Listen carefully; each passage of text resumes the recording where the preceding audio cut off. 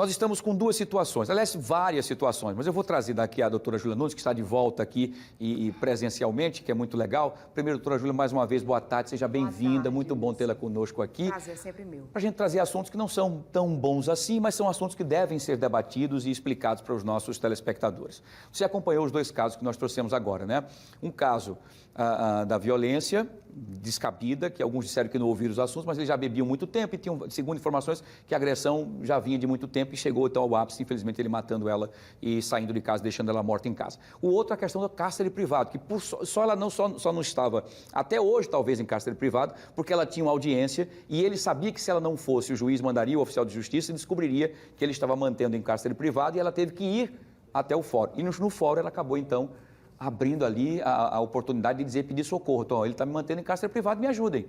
É isso mesmo? Boa tarde. Boa tarde, Wilson. Boa tarde, todo mundo que está em casa. Perfeita colocação. Infelizmente, 2 casos de violência contra a mulher. E nesses casos tinha algo em comum, uma relação abusiva anterior. A gente não pode chegar e dizer que simplesmente houve um feminicídio de imediato. É quase impossível que isso aconteça. A não ser que as pessoas não se conheçam e o cara queira matar uma mulher naquele dia específico. Mas quando há relação doméstica, é comprovado por dados que há sim uma relação abusiva anterior. E ainda digo mais, os casos de cárcere privado têm aumentado aqui em Alagoas. Essa mulher tem sido silenciada desde a pandemia. Na pandemia, quando ela ficou mais tempo dentro de casa, depois que passou a pandemia, que a gente pôde retornar às nossas atividades, essas mulheres foram proibidas. E esta teve sorte. É exatamente essa mulher que vive em cárcere privado, que é uma propensa futura vítima de feminicídio. A gente sabe que existem diversas coisas que tentam justificar, como, por exemplo, a utilização de entorpecente ou até mesmo o uso de álcool. Todo mundo fala, mas o casal bebia muito, mas foi dentro do bar. Nada disso justifica. A gente sabe que quando há uso de entorpecente ou de álcool, há uma modificação no ânimo, mas a gente só coloca para fora o que tem dentro da gente. E deixar claro que ela morreu, mas com certeza absoluta, no futuro breve, ele estará preso e poderá pegar uma pena de até 30 anos, ou seja, a família está simplesmente acabada de 2 formas, com uma pessoa morta e outra presa. E aproveito ainda, Wilson, a oportunidade para dizer para os vizinhos que vocês podem formalizar a denúncia de forma anônima. Você não precisa contar. Por quê? Quando eu ouvi a moça testemunhando e falando com a imprensa, ela dizendo que o casal nunca viu brigas, mas quem é bom na rua nem sempre é bom dentro de casa. Existe muita violência que você não ouve. O que eu acredito que não seja esse caso específico por causa de outras pessoas que a gente já ouviu. Mas quem é bom na rua, o seu bom amigo, o seu bom colega, não significa que seja um péssimo marido. Quer dizer, nesse caso, nós temos duas situações aí. Um que é o feminicídio mesmo, que ele acabou matando a moça com uma pancada na cabeça com algum objeto que ainda não foi identificado, e ele pode ter levado esse objeto para dificultar, inclusive, a investigação da polícia. E tivemos um caso do cárcere, né? São 2 casos distintos. Eles vão entrar também para a tipificação do feminicídio? Da relação doméstica é certeza absoluta. Agora, o cárcere privado não enquadra em feminicídio porque não houve essa tentativa de morte por parte da mulher. O crime de cárcere privado é um crime muito menor, apenas só chega até 3 anos. Então, a gente vai ter só em dados feminicídio aquela moça mesmo que, infelizmente, foi assassinada. Quer dizer, é como se a lei estimulasse aqui para nós, né? Aquilo que eu digo sempre, a gente precisa rediscutir esse Código Penal atrasado, caduco. Quer dizer, como eu perguntei exatamente porque eu já imaginava que seria isso. É um crime mais brando, digamos assim, mas é um crime terrível, porque a moça poderia estar vivendo lá praticamente como se fosse um bicho ao bel prazer dele, fazendo tudo que ele deseja, sem poder pedir socorro ou ajuda, se não fosse o caso dessa audiência que ela tinha nesse fórum. E ele só a liberou porque ele sabia que se ele não deixasse ela ir, o juiz ia entender como alguma obstrução e iria mandar o oficial de justiça, e aí ele seria pego. Condução coercitiva que se chama. Exatamente. Quando o judiciário chama, quando o delegado chama e você não quer ir, ele tem como ir lá, pegar você e levar de forma obrigatória. Então, ele tendo esse conhecimento de se vou liberar para ir, foi a sorte dessa mulher.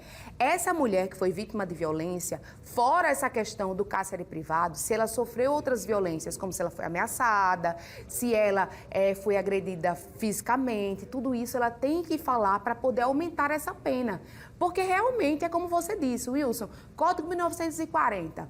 As mulheres estão sendo vítimas, principalmente e atualmente, da violência patrimonial, por exemplo. Ele simplesmente tira ela de casa e diz que não vai dar nada para ela, ele dilapida o patrimônio e a legislação diz que mesmo ele tendo tirado até dinheiro da conta dela, por ser colateral, por ser marido ou companheiro, não vai ser aplicada uma pena. O que está dizendo isso para o cara que está em casa? O crime compensa. Quando você coloca, tem coisa pior do que você estar presa dentro de um local que você não tem a oportunidade nem sequer de sair. Não deixa de ser uma violência, né, doutora? Direito constitucional. Exatamente. Eu não sei por que se faz essa diferença, porque a violência entra talvez até naquela questão, se eu estiver errado, me corrija, por favor, entra naquela história da violência emocional, porque eu estou te mantendo dentro de um lugar onde você não tem direito a nada, sou eu que decido se você sai, se você vem, o que é que você come, o que sou eu que mando em você, como se você fosse uma pessoa dominada por mim. O que eu acho um absurdo. Então, por isso que eu acho que a pena tem que ser, inclusive, mais dura. Perfeito, Wilson. E acredite, para a violência psicológica, tirando a ameaça e o stalking, não tem tipificação no Código Penal. Olha que absurdo. Então, você disse que foi humilhada, você que se sentiu amedrontada, se não tiver uma tipificação, você vai para a delegacia, vai registrar o boletim de ocorrência e não vai acontecer nada, a não ser que você peça a sua medida protetiva e ele vá descumprir. Então, é necessário que a gente bata aqui. Primeiro, vale a pena denunciar, mesmo que não tenha tipificação nenhuma. Você vai denunciar e isso vai trazer veracidade para o seu futuro, porque a mulher às vezes não está preparada para terminar o relacionamento. Então formalize seu boletim de ocorrência, se não tiver com coragem ainda, continue, mas o dia que você precisar vai ter lá todo o histórico dentro da delegacia, certo? Não deixe de denunciar. Mas, como você vem falando, é necessário que as pessoas, os nossos políticos que são responsáveis pela legislação, abram os olhos para poder modificar o que em 1940, uma mulher dentro de casa em 1940 era algo comum. Hoje, para mim, não é algo. Hoje, para você, Wilson, é simplesmente um absurdo. Não é só violência física. É o direito constitucional de ir e vir. Se fosse qualquer outra pessoa que ficasse presa, seria um absurdo. Mas quando é uma mulher no contexto familiar, a penalidade é pequena. Então, a gente precisa realmente rever e mulheres precisam gritar. Por quê, Wilson? Porque se tiver um caso, a gente teve um caso no início do ano de 2 mulheres que foram do caso do rapaz que era policial, que apreendeu, que jogou o papelzinho pela janela e o vizinho viu e acionou a polícia. Esses são os que a gente conhece, foram inúmeros outros que a gente não conhece. As que gritam, dão voz, as que não gritam. Então é necessário. Como é que eu vou chegar para falar com o Wilson sobre dados? Dados. Wilson, em Alagoas, existiram nesse ano até hoje somente 10 cárceres privados.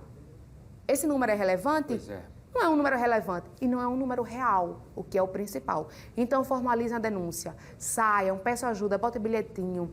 Você tem amizade, não se afasta, fala para as pessoas que estão próximas. Primeira oportunidade, liga 190, manda uma mensagem do WhatsApp, denuncia. Essa ajuda, porque o final pode ser da pior forma possível, como foi o caso desta moça que foi morta de forma cruel e covarde. Doutora Júlia, que bom tê-la de volta, é um prazer tê-la conosco aqui. Estou feliz, Beijo Wilson, grande, voltar. bom final de semana, aproveita as festas juninas e até a próxima semana, se Deus quiser. Até sexta-feira, se Deus quiser. Bem, um beijo grande, doutora Júlia Nunes, aqui no nosso Explica Pra Gente. Muito bem.